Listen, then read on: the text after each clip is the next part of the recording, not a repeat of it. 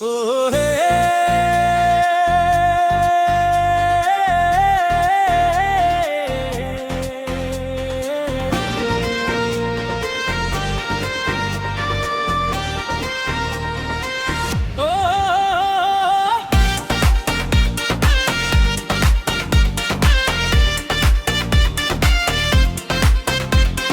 तोहरे मुस्कान में बस गइल राम, नयन तोहार कैले हमके हैरान। सजनिया दिल चुरा के कहाँ गइलू, सपना हमार रात दिन सजाइलू।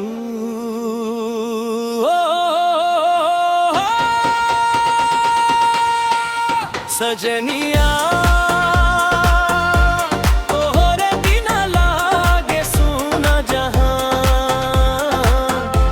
तोहरे नामे लिख दी है दिल के अरमान। ओ सजनिया तोहरे बिना ना कटे ही रात, पिया बिनु सूना लागे हर एक बार।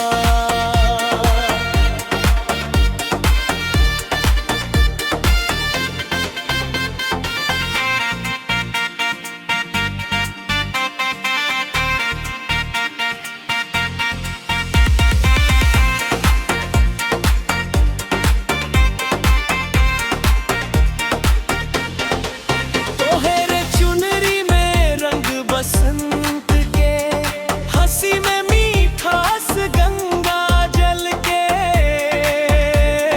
जब जब देखी मन लहराए, तोहरे प्यार में जिया डूब जाए।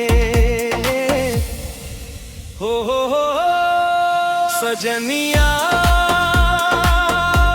तोहरे बिना लागे सूना जहां, तोहरे नामे लिख दी है दिल के अरमान।